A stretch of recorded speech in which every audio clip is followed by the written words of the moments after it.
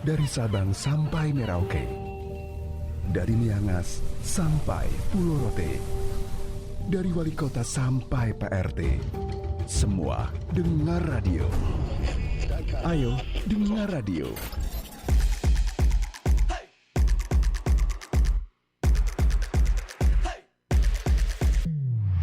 Kawan literasi Radio Kota Batik, waktunya Anda simak Serbuk. Serbuk.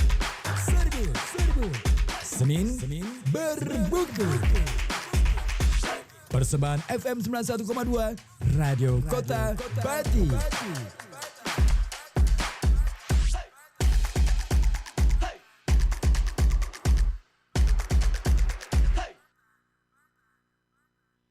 Assalamualaikum warahmatullahi wabarakatuh. Selamat malam, selamat ketemu lagi bersama saya Ribu Tawandi di Perjalanan Serbuk Senin Berbuku. Ya, sudah siap? Belum apa-apa udah nanya sudah siap. Ya, nanya kabar dulu dong ya. Gimana kabarnya? Sehat ya? Oke deh. Ya, cuacanya emang agak lain hari ini. Siangnya tadi dari pagi sampai siang agaknya panas, tapi begitu jelang sore langit langsung mendung, gelap dan berasa seperti mau runtuh tadi ya. Ternyata hujan juga malam harinya ya. Ya semoga aja biarpun hujan pada malam hari ini ya tidak membuat semangat Anda dalam menjalankan aktivitas menjadi menjadi kendor ya, sehingga tetap bisa beraktivitas, tetap produktif, tetap kreatif, dan tetap bisa menjadi inspirasi bagi banyak orang. Minimal untuk orang-orang di sekitar Anda, entah itu keluarga Anda, tetangga Anda, atau saudara-saudara Anda. Jadi tetaplah menjadi orang yang menginspirasi ya. Karena apa sih yang bisa kita tinggalkan untuk dunia ini selain inspirasi ya? Berbuat baik mungkin melelahkan, tapi jangan sampai kita lelah untuk berbuat baik ya. Oke deh. Malam hari ini seperti biasa di Senin Berbuku, saya kembali hadirkan lagi bacaan buku untuk Anda pada malam hari ini. Masih dengan buku yang sama, buku Takdir ya. Riwayat Pangeran Diponegoro 1785 sampai 1855, karya dari Peter Carey. Buku yang fenomenal, buku yang sangat-sangat penting untuk Anda baca ya. Nah, kalaupun misalkan nggak sempat baca ya dengerin aja deh siaran Serbuk Senin Berbuku ya. Jadi Anda punya kesempatan untuk menyimak dengan baik apa saja yang ditulis oleh Peter Carey dalam buku setebal 464 halaman ini. Nah, buku ini juga disertai peta ya, peta perang Jawa. Nah, kalau Anda menyaksikan YouTube-nya nanti ya, ini ada peta perang Jawa yang disisipkan dalam buku ini. Menarik juga, ada beberapa keterangan-keterangan yang juga penting dalam peristiwa perang Jawa ini. Baik, gimana? Sudah siap untuk menyimak bacaan buku malam hari ini? Kalau sudah siap, saya minta dong yang malam hari ini sudah mulai siap untuk menyimak siaran Serbuk ya. Boleh dong dikirim WA-nya, nama, alamat gitu ya, di mana, terus kemudian jadi saya bisa tahu apa nih, siapa saja nih yang hari ini atau malam ini sudah siap-siap untuk menyimak bacaan buku untuk malam hari ini ya. Mana nih? Belum ada absen nih. Oke deh, ditunggu ya. Pokoknya yang mau absen, yang mau presensi kalau istilah sebenarnya. Karena sebenarnya kalau daftar kehadiran itu berarti presensi, tapi kalau absensi berarti daftar ketidakhadiran. Karena absen itu artinya tidak hadir. Nah, ini kadang-kala sering tertukar nih istilahnya. Absen gitu. Absen itu nggak hadir. Ya, tapi kalau hadir itu namanya present ya, presensi. Oke, sampai ngelantur kemana-mana. Baiklah, saya akan lanjutkan bacaan malam hari ini ya. Melanjutkan yang kemarin kita sudah masuk bab ke berapa? Ke 11 ya. Iya, benar. Iya, bab 11 di bagian berikutnya dikasih judul kecil oleh Peter Carey, Perang Persepsi Lukisan. Pineman versus Raden Saleh. Nah, sebelum saya bacakan nih ya. Jadi ada dua versi yang berbeda mengenai lukisan adegan penangkapan Pangeran Diponegoro yang dilukis oleh Pineman dan juga Raden Saleh. Kalau Pineman ini kebelanda-belandaan banget ya, karena dia orang Belanda, maka kemudian seolah-olah dalam penangkapan itu Pangeran Diponegoro dalam lukisannya ya, itu dilukiskan sebagai orang yang benar-benar sudah kalah, lemah, tidak punya perlawanan sama sekali. Sementara Raden Saleh ini melukiskannya dengan cara yang berbeda. Wah, ada emosi dan lain sebagainya. Nah, kita simak bersama bacaan saya untuk malam hari ini dari buku Peter Carey ya, Takdir judulnya. Oke, saya mulai ya. Gimana? Udah mulai? Oke ya. Oke deh, saya mulai aja. Taktik Jenderal Belanda de Kock yang pura-pura bersikap baik dan hangat dalam penyambutan ternyata sungguh berhasil. Diponegoro ditahan tanpa pertumpahan darah dan de Kock dapat sesumbar bahwa setelah 5 tahun perang yang pahit, ia berhasil menutup perang dengan sukses besar. Ketika pulang ke Belanda dan disambut sebagai pahlawan pada akhir Oktober 1830, ia menugaskan pelukis sejarah Belanda yang paling masyhur di zamannya, Nicolaas Penneman, untuk mengabadikan momentum peristiwa itu dalam sebuah lukisan ketika ia keluar dari ruangan di tangga rumah karisidenan dan memberi perintah kepada Diponegoro untuk naik ke kereta residen yang sudah menunggu, yang akan membawanya ke Semarang dan untuk seterusnya ke Pengasingan. Lukisan berjudul Menyerahnya Diponegoro kepada Letnan Jenderal de Kock, tanggal 28 Maret 1830 itu sungguh merupakan puja-puji bagi kemenangan de Kock. Seorang pelukis biografi Raden Saleh, Werner Krauss, berpendapat. Seorang penulis biografi Raden Saleh, Werner Krauss, berpendapat Penneman membuat Diponegoro dan rombongannya terlihat benar-benar tunduk. Semua terlihat memahami bahwa tindakan tegas de Kock adalah demi memberi yang terbaik bagi orang Jawa dan bahwa ia tidak punya pilihan lain kecuali mengirim pangeran keluar Jawa. Persis seperti seorang ayah yang baik mengusir anaknya yang bandel pergi dari rumah untuk memberi pelajaran kehidupan kepadanya. Di sini tidak terlihat citra penjajahan yang kejam, tetapi seorang gentleman yang terdidik dan beradab, pemimpin terhormat dari para pengikut Frits Metzeler di Hindia Belanda, terhormat dari para Frits Metzeler di Hindia Belanda. Semua yang tampak di lukisan itu lega, bahkan tidak ada yang berderai air mata.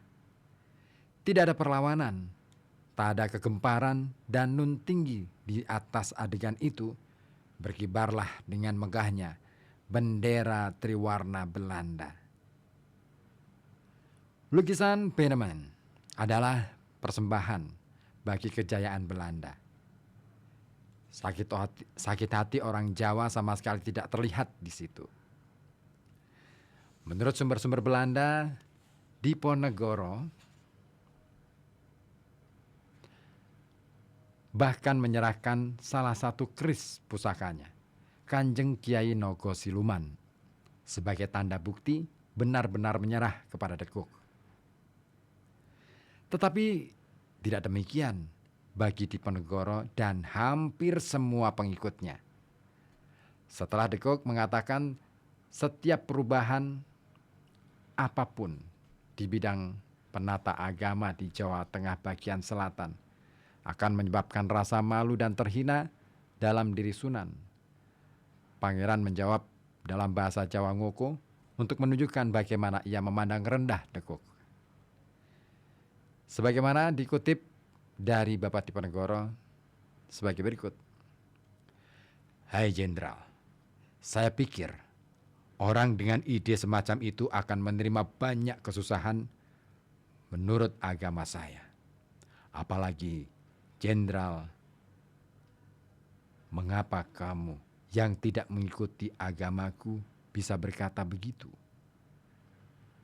Sebenarnya, saya tidak mempersoalkan mengenai agama yang saya anut. Sekalipun Anda menyerahkan pengaturan agamaku, maksud kami, sekalipun Anda menyerahkan pengaturan agamamu, Kristen, ke tangan saya, tentu saya tidak sudi. Sebab harus buat apa dengan itu? Tetapi itu kaum muslim yang mengamalkan agama dengan keliru. Saya ingin ingatkan mereka. Sekarang ini menjadi masalah sulit. Mereka tidak berada di pihakmu, tetapi belum tentu berada di pihak saya juga. Kita namakan apa orang-orang macam itu, Jenderal? Kalau begitu, suruh mereka memilih agamaku atau agamamu. Dan lihatlah mana yang mereka pilih. Hanya dengan itu akan terlihat apa yang ada di dalam hati mereka. Jenderal itu menjawab, itu yang saya inginkan.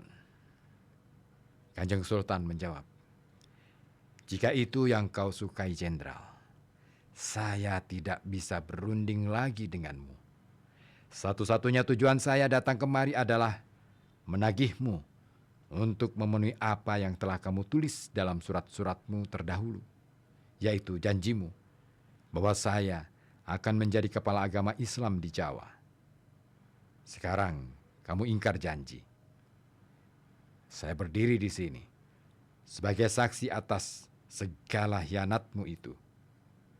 Sebelumnya pun, Kolonel Clarence menjanjikan kepada saya bahwa kalau diskusi-diskusi kita ini tidak menghasilkan kesepakatan apapun, saya dipersilakan kembali ke Magelang, ke Kerawang, ke Cawang.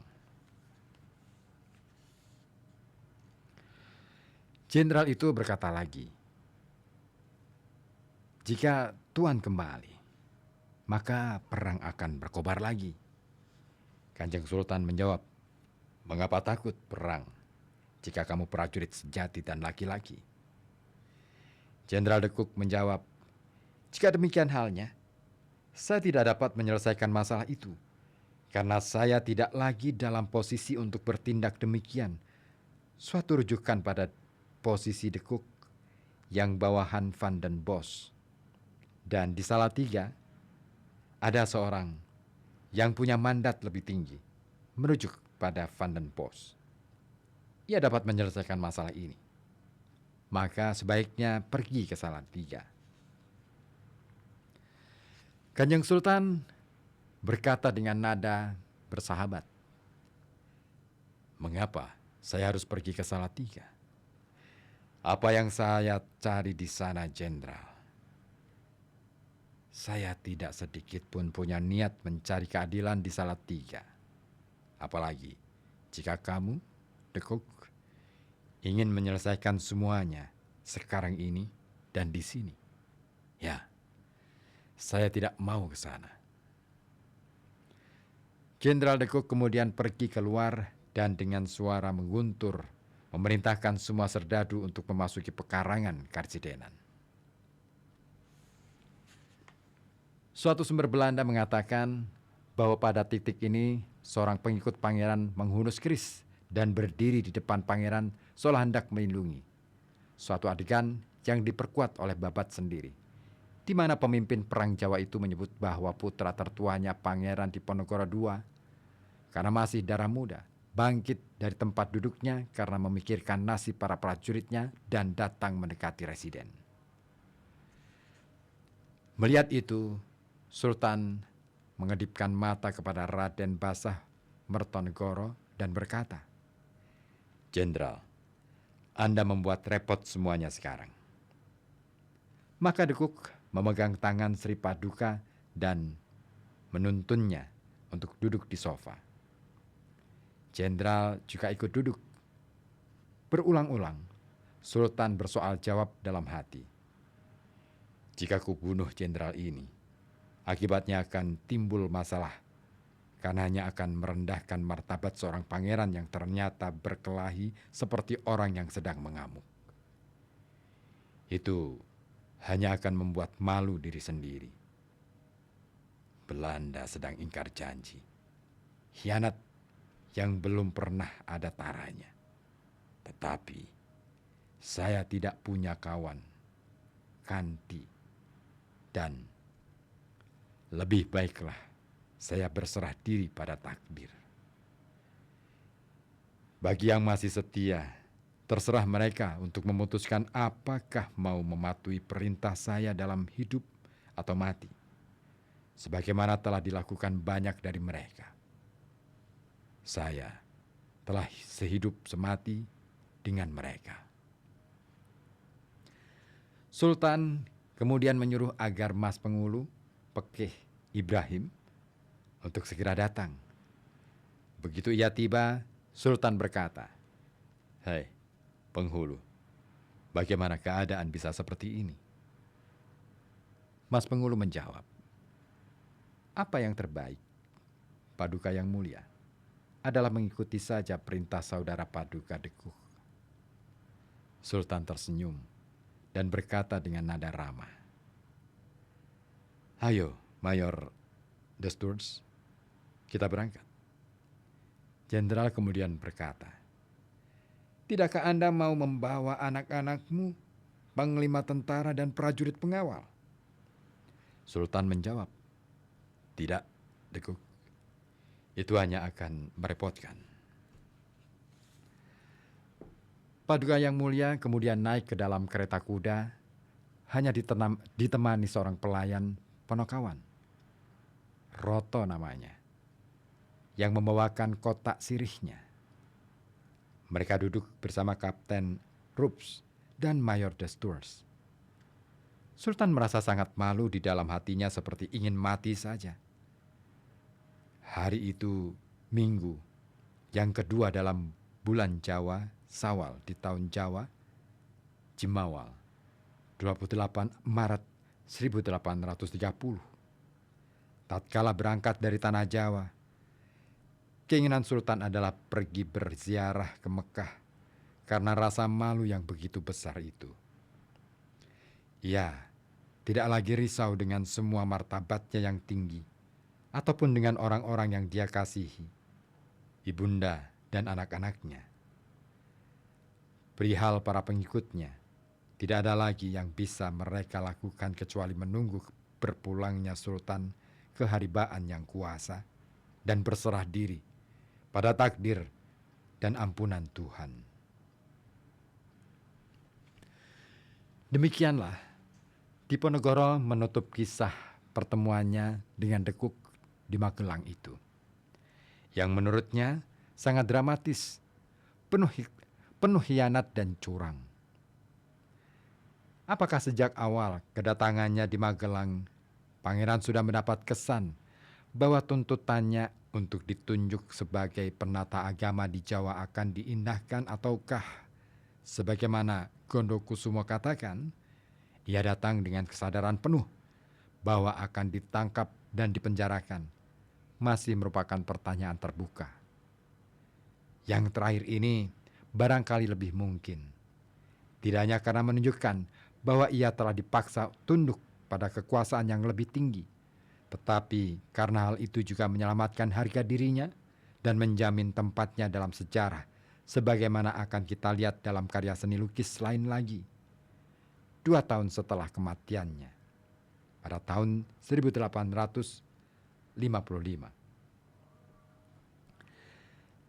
Sekitar seperempat abad setelah Penneman melukis adegan heroik menyerahnya pangeran, seorang seniman lain, kali ini seorang keturunan Jawa Arab, Raden Saleh Syarif Bustaman, menghasilkan lukisan yang nadanya sama sekali lain. Lukisan itu dibuat pada Maret 1857. Diberi judul dalam bahasa Jerman, Ein historisch Tableau, die Javan gen Nahmi, di Javanisen Hopsling, Diponegoro. Lukisan bersejarah penangkapan pemimpin Jawa Diponegoro. Karya ini memperlihatkan kualitas emosional yang begitu intens. Diponegoro yang tampak berang berdiri di titik tengah lukisan seperti baru saja melangkah keluar dari kediaman residen. Sambil berjuang keras untuk mengendalikan perasaan, tatapan wajahnya penuh tekad membara. Tangan kirinya terkepal, melintang di pinggang. Tangan kanannya menjulur untuk menghibur seorang perempuan Jawa yang sedang menangis. Barangkali istrinya, Raden Ayu Retnoningsih, yang dengan hati pedih merengkuh di kakinya. Kraus menafsirkannya dengan sangat hidup. Wajah-wajah dekuk dan petinggi-petinggi Belanda tampak kosong, seolah menatap ke kejauhan. Bila dalam versi Penneman, pangeran ditempatkan satu tangga lebih rendah dari panglima Belanda, sang pemenang, Raden Saleh meletakkan Diponegoro sejajar dan berada di sebelah kanan sehingga menempatkan jenderal Belanda itu di posisi perempuan yang lemah menurut ruang kosmos Jawa. Alih-alih menggambarkan pangeran diusir keluar dari negerinya, pemimpin perang Jawa ini seolah dipersilakan dengan agak sungkan oleh dekuk untuk memasuki kereta yang sudah menunggu. Yang sangat menarik, ukuran kepala dekuk dan opsir-opsirnya dilukis terlalu besar dibandingkan tubuh mereka. Suatu pesan yang langsung ditangkap oleh seorang kritikus seni Belanda saat Raden Saleh pertama kali memamerkan lukisannya di Batavia pada bulan Maret 1857. Sedangkan kepala-kepala orang Jawa yang sedang meratap atau menyaksikan kejadian itu berukuran normal saja.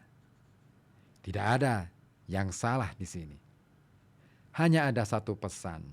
Kepala para opsir Belanda itu adalah kepala para raksasa, monster. Dengan memberi posisi dekuk di sebelah kiri pangeran, Raden Saleh barangkali mau mengatakan bahwa Jenderal Dekuk dilihatnya sebagai sosok raksasa perempuan yang menjijikkan. Saleh juga menampilkan sosok Kolonel Clarence yang sebenarnya tidak ada di Magelang. Di pilar paling kiri, lukisan dengan muka menghadap ke depan dengan penuh curiga. Seolah Saleh mau mempertontonkan sang kolonel seperti seorang Brutus yang telah membuat sebuah pengkhianatan besar dengan mengingkari janji. Sementara pelukis Belanda melukis karyanya dari sebelah barat laut, Raden Saleh mengambilnya dari arah timur laut. Dalam kata-kata Kraus, si Belanda, Penneman, meniupkan angin kencang dari barat yang umumnya di negerinya, yang membuat bendera Belanda jaya berkibar. Dalam karya Raden Saleh, suasananya justru sangat teduh. Semesta alam seolah menahan napas. Tak ada daun bergoyang dan tentu tak ada bendera yang berkibar. Apalagi sama sekali Raden Saleh seolah lupa melukis bendera berwarna triwarna Belanda juga. Dalam karya Raden Saleh, waktu yang digambarkan adalah pagi hari. Dikala fajar, hari baru. Tidak hanya fajar suatu era kolonial baru, melainkan juga fajar yang akan menjadi bentara bagi runtuhnya tatanan kolonial itu. Raden Saleh seperti mengatakan kepada kita, kenangan pada Diponegoro, kepiawaian dan deritanya akan membebaskan bangsanya dari cengkeraman kolonialisme. Seakan-akan ingin turut memberi jawaban, alam sendiri memamerkan kekuatannya sebagai pengimbang drama pagi hari yang sangat bersejarah itu di Magelang, kota garnisun di dataran tinggi Jawa, yang asal namanya saja sudah berarti kepala batu. Ketika para komandan pasukan gerak cepat sedang dalam perjalanan pulang ke pos mereka masing-masing di Bagelen dan Kulon Progo, langit seperti terbuka dan tumpahlah hujan lebat yang melanda pedalaman Jawa Tengah bagian selatan yang menghanyutkan kuda tunggangan wakil Kolonel Clarence ketika ia mau menyeberangi sungai yang sedang meluap. Demikianlah air perang Jawa, sebagaimana yang dulu juga dimulai di bawah guyuran hujan lebat musim barat. Lalu, apa yang akan menimpa pada Diponegoro setelah itu? Peter Carey menuliskannya dalam bagian berikut.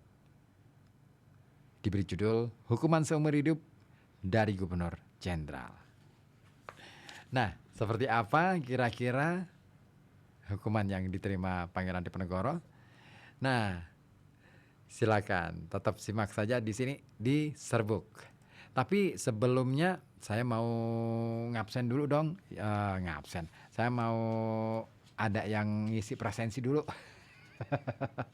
Siapa nih yang malam hari ini masih setia menyimak Serbuk Senin Berbuku? Ya, boleh di WA di 0855422912 ya. Iya, biar seru ya. Nah, sambil menunggu presensi Anda, ada baiknya kita juga simak dulu beberapa informasi yang mau melintas ini. Tetap stay tune di FM 91,2 Radio Kota Batik, News Interaktif Solutif di Serbuk Senin Berbuku.